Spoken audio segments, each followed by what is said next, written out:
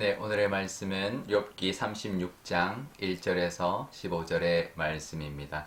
엘리후가 말을 이어 이르되 나를 잠깐 용납하라. 내가 그대에게 보이리니 이는 내가 하나님을 위하여 아직도 할 말이 있음이라. 내가 먼 데서 지식을 얻고 나를 지으신 이에게 의를 돌려 보내리라. 진실로 내 말은 거짓이 아니라 온전한 지식을 가진 이가 그대와 함께 있느니라.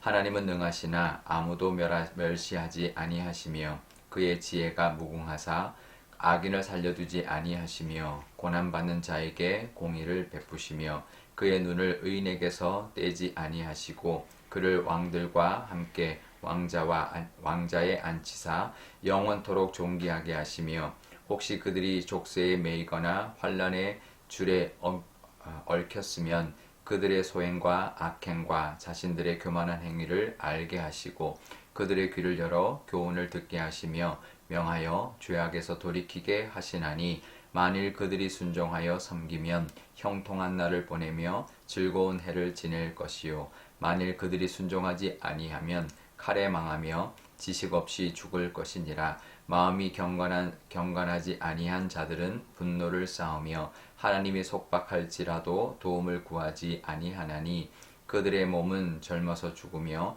그들의 생명은 남창과 함께 있도다. 하나님은 공고한 자를 그 공고에서 구원하시며 학대당할 즈음에 그의 귀를 여시나니. 아멘. 네, 잠깐 기도하겠습니다. 아버지 하나님, 오늘도 하나님의 말씀을 듣기를 원합니다. 이 말씀으로 우리에게 엘리후라는 이 한 사람의 말을 통하여 하나님의 뜻을 깨닫는 시간 되게 하여 주옵소서. 감사드리며 예수님의 이름으로 기도드리옵나이다. 아멘. 네, 엘리후가 계속 혼자서 말을 이어가고 있습니다. 거의 네 번째 말을 계속 혼자서 이어가고 있는데요. 그의 이제 마지막 말이 36장과 37장으로 이제 계속 되고 있습니다. 엘리후가 처음에는 하나님의 뜻에 맞는 말들을 이제 시작을 했는데요. 하지만 한 번, 두 번, 세 번, 네 번째 말을 계속 혼자서 반복하면서 점점 시간이 지나고 말이 계속 이어지면서는 엘리후도 절대 옳은 말만 하는 것은 아니다라는 것을 우리가 알 수가 있습니다.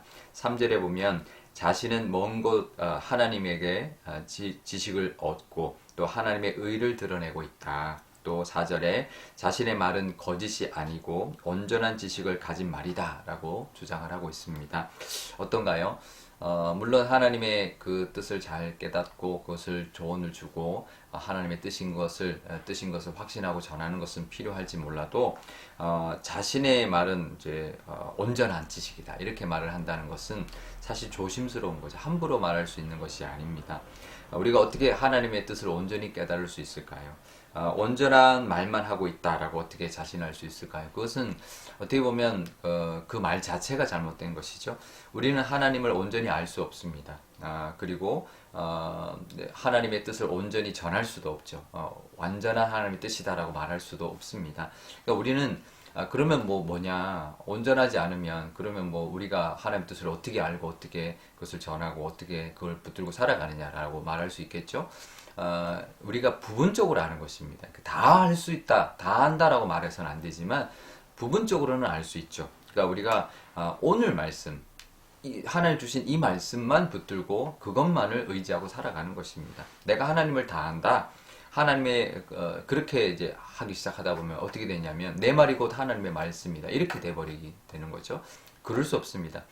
우리가 그 구약에 있는 많은 선지자들을 봐도 하나님의 뜻을 분명히 듣고 그것을 전해도 자기가 하나님의 말씀을 다 안다. 내가 하나님의 말씀을 다 전한다. 내 말이 다 하나님의 말씀이다. 이렇게 말하지 않습니다.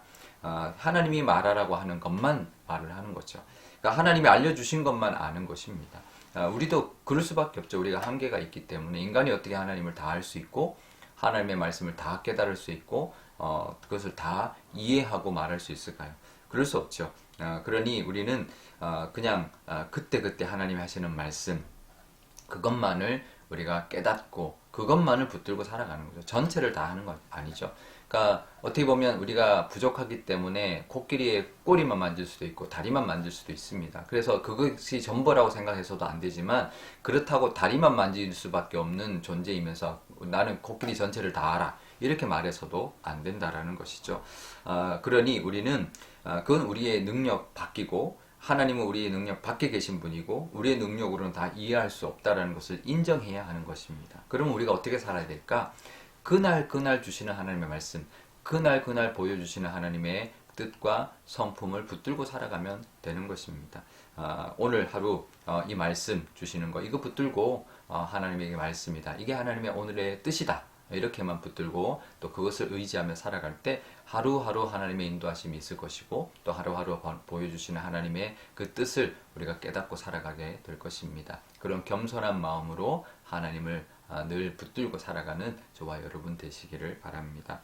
그러면서 엘리후가 하나님이 의인과 악인을 대하는 그 모습을 비교를 계속하고 있습니다. 6절에 보면 악인은 살려두지 않고 고난받는 의인에게는 공의를 베풀어 주신다. 그리고 7절에 보면 이제 의인에게 눈을 떼지 않으시고 다 보고 계시고 왕들과 함께 왕자에 앉히고 존귀케 해주신다. 또 10절에 보면 9절 10절에 보면 악인의 그 악함을 알게 하시고 또 11절은 의인을 순종하는 대로 형통하게 하신다. 또 12절에서 14절은 악인은 순종하지 않으면 칼에 망하고 지식이 없이 죽게 하신다. 그리고 15절에 의인은 구원하시고 귀를 열어서 들으신다. 이렇게 말합니다. 그러니까 악인과 의인을 계속 비교하면서 말을 하고 있는데요. 맞는 말이죠. 그런데요. 문제는 현실이 그렇게 보이지 않는다라는 거죠. 우리가 살다 보면 이렇지 않을 때가 있죠. 악인은 반드시 하나님 심판하시고 의인은 하나님께서 갚으신다. 이게 맞는 말인데 결과적으로는 맞는 말이지만 우리가 그게 인생이 그렇게 쉬운 게 아닙니다. 뭐 또 왜 그거 힘들어해? 하나님 다 하실 건데 이렇게 말할 수 단순하게 말할 수 없죠. 왜냐하면 그 과정이 있기 때문에 그렇습니다. 이 결과까지 가는 과정이 우리가 있다라는 걸 인정해야 되고 그 과정에서 일어나는 것을 이해할 수 있어야 됩니다. 그러니까 이거와 같은 거죠. 욥에게 너 이렇게 힘들고 왜 그거 가지고 하나님 원망하냐? 하나님 다 해주실 거다. 그러니 뭐 힘들어하지 마라 이렇게 말을 하는 거죠. 우리가 단순하게 결과만 가지고 우리가 판단할 수 없는 부분들이 참 많이 있습니다. 그 과정 가운데 하나님이 그렇게 하시죠. 악인은 심판하시고 의인은 하나님이 갚으시고 또 구원하신다는 걸 믿죠. 하지만 그 과정에서 힘든 것은 힘든 것입니다. 그것을 우리가 이해해 줄 수 있어야 되고 또 그것을 우리가 또 하나님 앞에 붙들고 나갈 수 있어야 되는 것이죠. 우리도 남에게는 그렇게 함부로 결과만 가지고 말할 수 없지만 또 나에게는 또 그런 어려운 가운데 있을 때 하나님의 은혜를 붙들고 또 그 소망을 가지고 또 의인은 하나님이 구원하신다라는 그 소망을 가지고 우리가 살아가는 그런 믿음이 있어야 할 것입니다. 결과만 붙들 것이 아니라 그 과정 중에 힘들지만 하나님의 은혜를 바라보며 또 견딜 수 있는 그런 모습도 우리에게 있어야 할 것입니다. 오늘도 그 믿음으로 살아가시기를 바랍니다. 오늘 기도할 때 이렇게 기도하면 좋겠습니다. 먼저 우리가 하나님 다 알 수 없습니다. 하지만 하나님이 들려주시는 말씀으로 하나님 의지하고 그 뜻을 깨닫고 살아가는 우리가 되게 달라고 기도하면 좋겠고요. 또 우리가 또 하나님이 반드시 우리를 건져주시고 구원해 주실 것이지만 또 이 과정에 또 하나님께서 함께 해주시는 그 은혜도 베풀어 달라고 하나님 앞에 구하며 나갈 수 있기를 바랍니다. 오늘 금요일인데요. 환우들 위해서도 기도하면 좋겠습니다. 여러 가지 여러모로 정말 지금 고통받고 있고 또 치료를 또 기대하고 있는 우리 환우들이 있습니다. 하나님의 은혜로 정말 하나님께서 그것을 다 낫게 하시고 또 하나님이 그 상황을 통해 보여주시는 은혜도 또 경험할 수 있게 해달라고 그렇게 하나님 의지하고 그 과정 가운데도 하나님을 바라볼 수 있는 우리 환우들 되게 해달라고 기도하면 좋겠습니다. 우리 교회와 또 내년도를 위해서도 기도해 주시기를 바랍니다. 제가 기도하겠습니다. 아버지 하나님 감사합니다. 오늘도 하나님의 말씀 듣고 하루를 시작합니다. 하나님 우리가 하나님을 다 알 수 없습니다. 하나님 우리가 다 안다라는 것도 교만이고 다 알지도 못하면서 다 안다라고 말하는 것은 또 잘못된 길로 가는 길인 줄 압니다. 하나님 우리가 그날 주시는 말씀 그것만 붙드는 것만으로도 충분하며 또 하나님이 보여주시는 그 뜻만 그날의 그 뜻만을 의지하며 살아가는 우리가 되게 하여 주옵소서. 그것만으로도 충분한 줄 압니다.